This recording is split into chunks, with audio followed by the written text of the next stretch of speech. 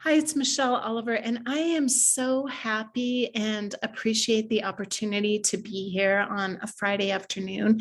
I think it is a great time of the week to be a little bit more casual and just share some things that I've learned this week and how it applies to the clients I'm working with. I'm hoping that it will provide some value to you as well, and that you'll share a little bit in these conversations.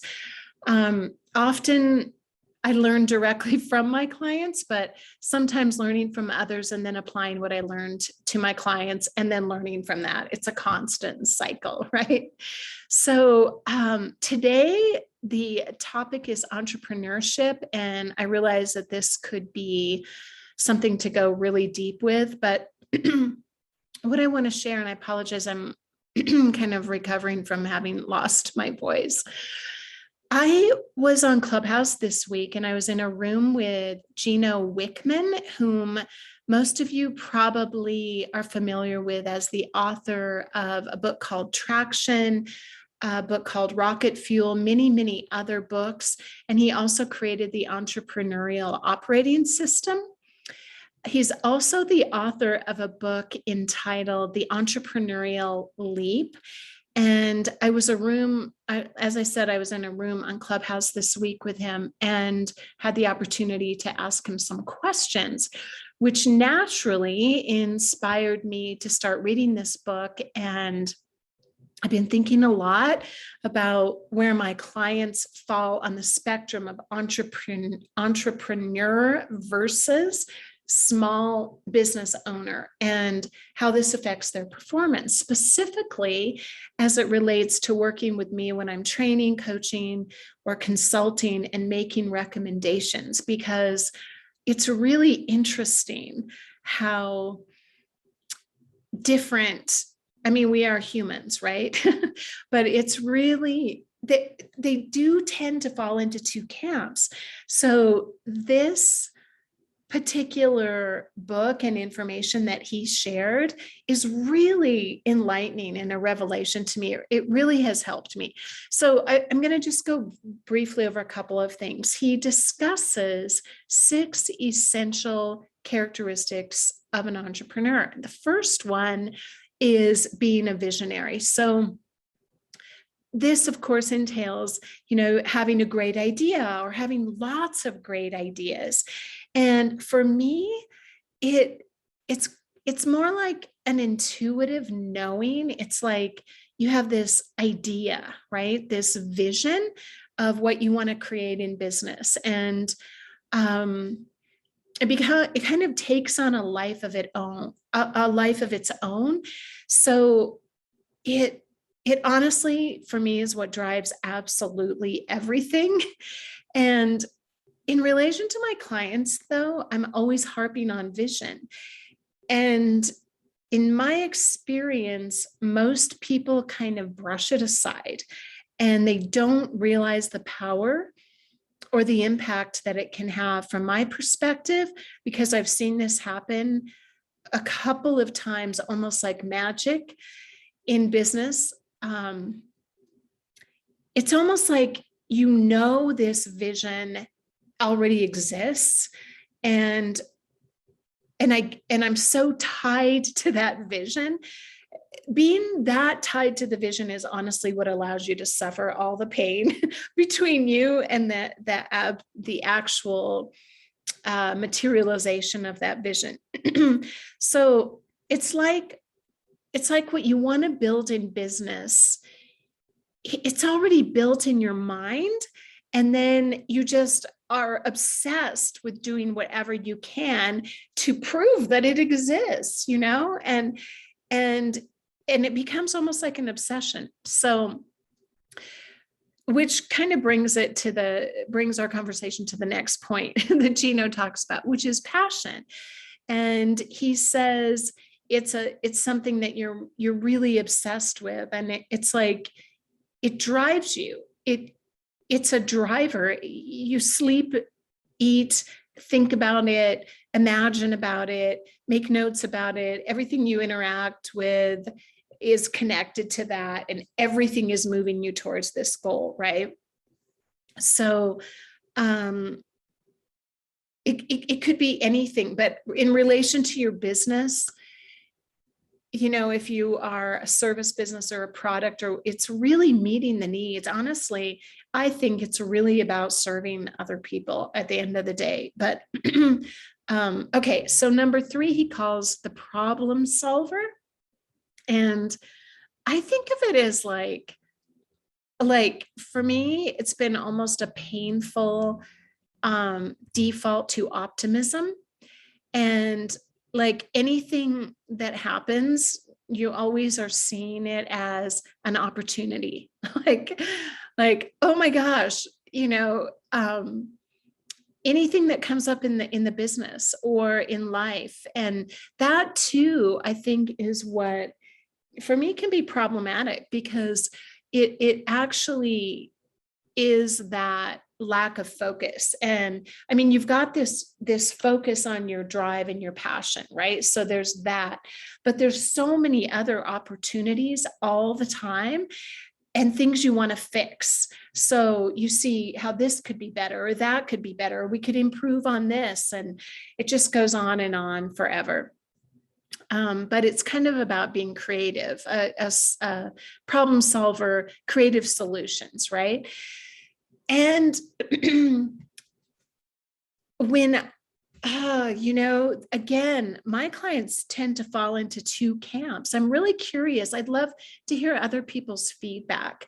You can actually go to Gino's website and take an entrepreneurial assessment. And we kind of got sidetracked in this room. It was really interesting. All these entrepreneurs in there were trying to figure out, am I a small business owner? Am I just, where do I fall in this spectrum? But it's interesting to take the assessment. And for me, it was honestly like a relief to realize that I'm not crazy. So you might want to go take that. And I'm going to put that link in this post. So I think I'm on number 3, number 4. I think number 4 is being driven. Basically, like, you're not going to give up. You have this internal drive, and everybody, some people call it your reason why or whatever. It's the fire to finish. It's the fire to just get it done. It's like what makes you hustle or stay up all night when you're in a project, or like sometimes you can't stop writing, or you can't stop whatever project you're on. You're in flow, right? In the zone. And yeah, it's this internal drive, the fire inside.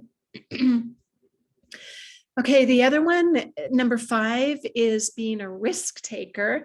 And this is really obvious when I'm working with clients. Like, it's so obvious. It is the distinguishing factor, I think, in the personality, and I can tell right away.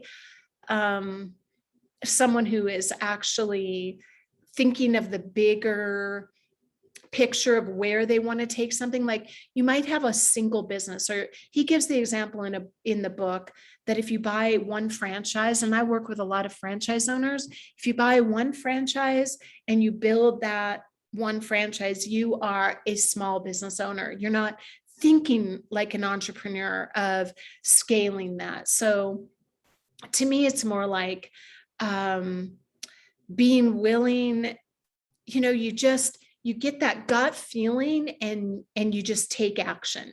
And sometimes you're wrong. That's where the pain comes in. I'm pretty sure. Okay. Let me just check, make sure I got these right, because I wrote them down. Oh, of course. I forgot about this one. Number 6 is being responsible. Now, when I first looked at this, I was like, what do you mean responsible? Like, how are you defining responsible? And he did define it. So basically, you just blame yourself for everything. You take responsibility when something doesn't work. But I think there's also the optimism kicks in, because like, you take responsibility and you're resilient. You just go, okay, what is the solution? And you don't waste time, at least from my perspective, this is how I see it. You don't waste time blaming someone else. You just look for, okay, this didn't work. What do we do next? Right. And I think that that risk-taking factor that I see in my clients is really that ability to, it's all of these things combined, but it is so obvious to me when I'm working with someone that is overly cautious. And what's interesting about that is, in my world, and what I learned the hard way in business, is how important it is to have someone like that in your organization or in your life, in your circle. Because most often the entrepreneurs that I work with are just ready to go out. It's like we're building things and creating things, and there's no time to be cautious because you're so involved in the vision. And there are liabilities to that for sure. But it's really fascinating. And if you want to take that assessment, I know his website is leap.com. And it's kind of fun to take it and see where you stand. And I'm not going to share where I will. I came out really high on it. I think it was like 96. I don't know what the average is, but it was a huge relief to me, honestly, to realize that that's the only things that I perceive as problems really are just characteristics that allow me to be who I am. And it's good to have a variety of different people in your life. So share with me, go take the assessment and share your scores if you want to here. I would so love to see those and have more conversation about this later, because this video is getting too long. I'm not going to go into all the stuff that, but a lot of insights as I've been meeting with clients this week. I had a short week, so I was out of town, but as I meet with them, I'm looking at them with a different perspective and a deeper understanding of how they are perceiving things. So yeah, just really fascinating. Anyway, I like to reflect on these things at the end of the week and make sure I am self-aware so that I can add to my toolbox and just serve better. Anyway, I hope you all have a great weekend, and thank you so much. Make it a really great Friday.